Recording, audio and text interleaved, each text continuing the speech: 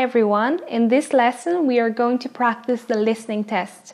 Please download and print off the following attachments: the question paper and the blank answer sheet. It is very important in the exam not to open the exam paper until you are told to do so.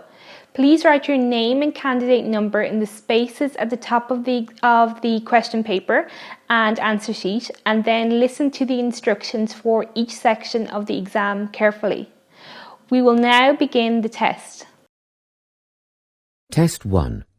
You will hear a number of different recordings, and you will have to answer questions on what you hear.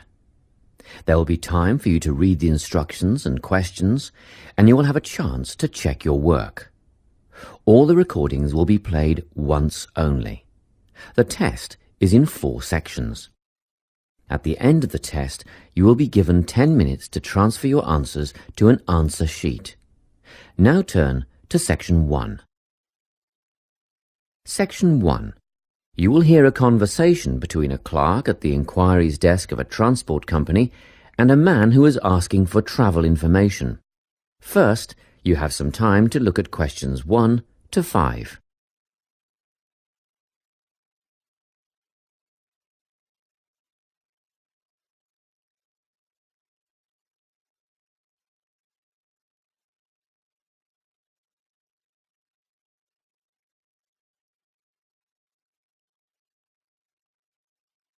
You will see that there is an example that has been done for you. On this occasion only, the conversation relating to this will be played first. Good morning, Travel Link. How can I help you? Good morning. I live in Bayswater and I'd like to get to Harbour City tomorrow before 11 a.m. Well, to get to Bayswater... No, I live in Bayswater. My destination is Harbour City. Oh, sorry, right. So that's Bayswater to Harbour City. Are you planning to travel by bus or train? The man wants to go to Harbour City, so Harbour City has been written in the space. Now we shall begin. You should answer the questions as you listen, because you will not hear the recording a second time. Listen carefully and answer questions 1 to 5. Good morning, Travel Link. How can I help you? Good morning. I live in Bayswater and I'd like to get to Harbour City tomorrow before 11 a.m. Well, to get to Bayswater... No, I live in Bayswater. My destination is Harbour City. Oh, sorry. Right, so that's Bayswater to Harbour City. Are you planning to travel by bus or train? I don't mind, really. Whichever option is faster, I suppose. Well, if you catch a railway express, that'll get you there in under an hour. Let's see. Yes, if you can make the 9:30 a.m. express, I'd recommend you do that. Great. Which station does that leave from? Helendale is the nearest train station to you. Did you say Helensvale? No, Helendale. That's Helendale. What's the best way to get to the Helendale station then? Well, hang on a minute while I look into that. Now, it seems to me that you have 2 options. Option 1 would be to take the 7:06 bus from the Bayswater Shopping Centre to Central Street. When you get there, you transfer to another bus which will take you to the station. Or the second option, if you don't mind walking a couple of kilometres, is to go directly to Central Street and get straight on the bus going to the train station. OK, which bus is that? The 792 will take you to the station. I guess the walk will be good for me, so that might be the better option. What time do I catch the 792? There are 2 buses that should get you to the station on time, one just before 9 o'clock and one just after. But look, at that time of the morning it might be better to take the earlier one, just in case there's a traffic jam or something. The 8:55 is probably safer than the 9:05. Yeah, I don't want to miss the train, so I'll be sure to get on the 5 to 9 bus. Before you hear the rest of the conversation, you have some time to look at questions 6 to 10.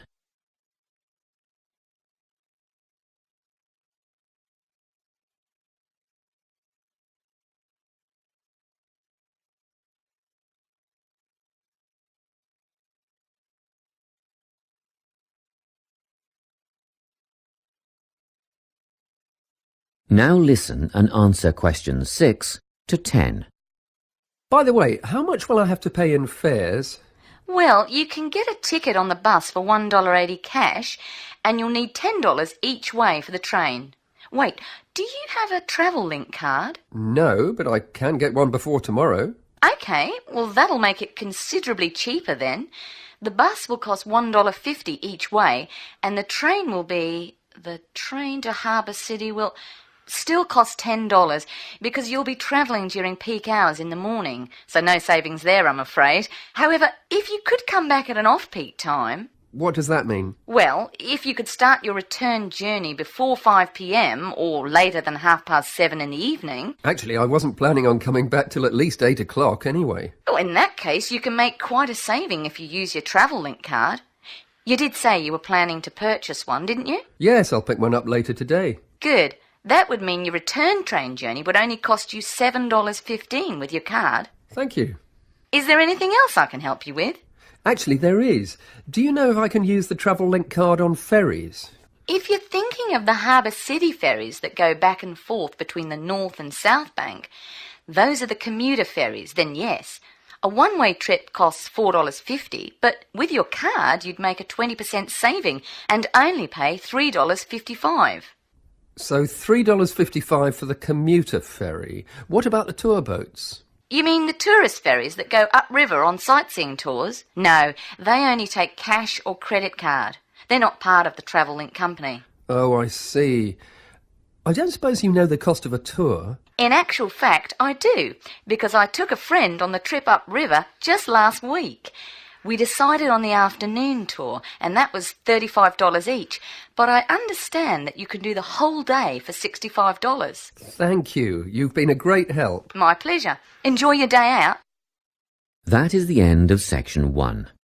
You now have half a minute to check your answers.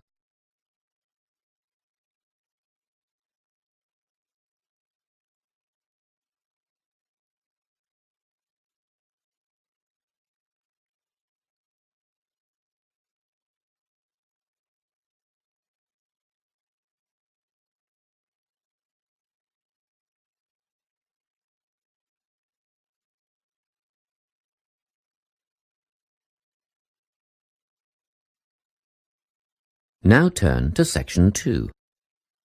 Section 2. You will hear a guidance counsellor talking to a group of students. First, you have some time to look at questions 11 to 14.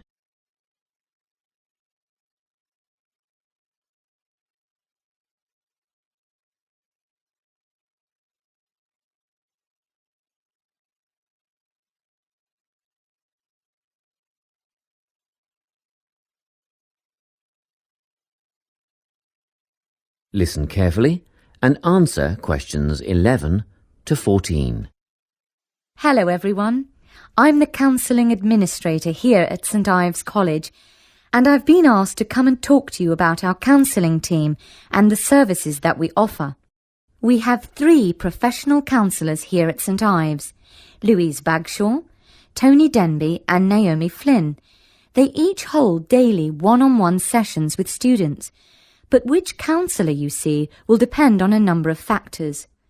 If you've never used a counsellor before, then you should make an appointment with Naomi Flynn. Naomi specialises in seeing new students and offers a preliminary session where she will talk to you about what you can expect from counselling, followed by some simple questions about what you would like to discuss. This can be really helpful for students who are feeling a bit worried about the counselling process. Naomi is also the best option for students who can only see a counsellor outside office hours. She is not in on Mondays, but starts early on Wednesday mornings and works late on Thursday evenings, so you can see her before your first class or after your last class on those days. Louise staffs our drop-in centre throughout the day. If you need to see someone without a prior appointment, then she is the one to visit. Please note that if you use this service, then Louise will either see you herself or place you with the next available counsellor. If you want to be sure to see the same counsellor on each visit, then we strongly recommend you make an appointment ahead of time. You can do this at reception during office hours or by using our online booking form. Tony is our newest addition to the counselling team. He is our only male counsellor, and he has an extensive background in stress management and relaxation techniques. We encourage anyone who is trying to deal with anxiety to see him. Tony will introduce you to a full range of techniques to help you cope with this problem, such as body awareness, time management, and positive reinforcement. Before you hear the rest of the talk, you have some time to look at questions 15 to 20.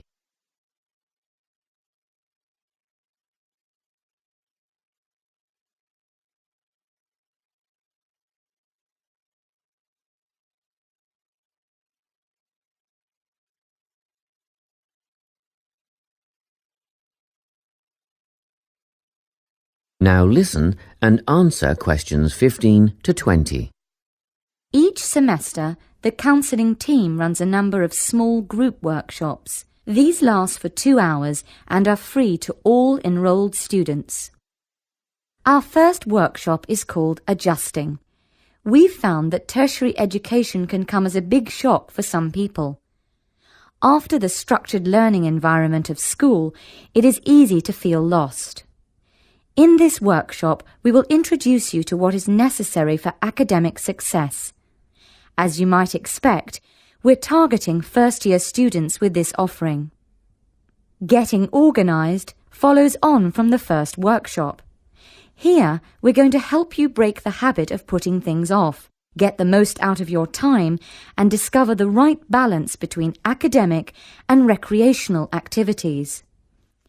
With Getting Organised, we're catering to a broader crowd, which includes all undergraduates and postgraduates.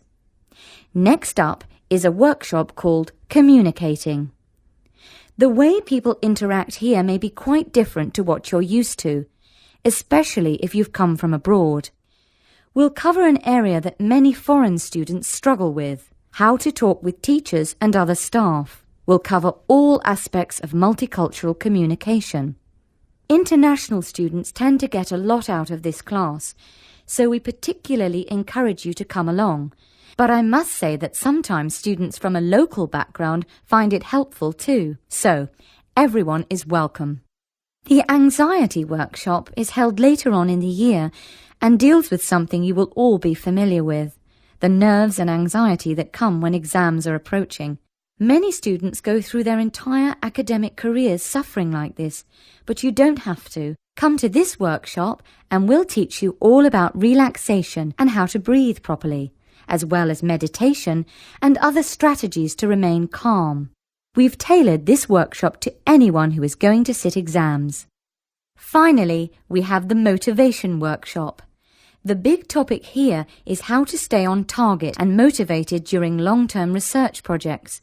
This workshop is strictly for research students, as less advanced students already have several workshops catering to their needs. Well, that's it. Thanks for your time. If you have any questions or want more information about our services, do come and see us at the counselling service. That is the end of section 2. You now have half a minute to check your answers.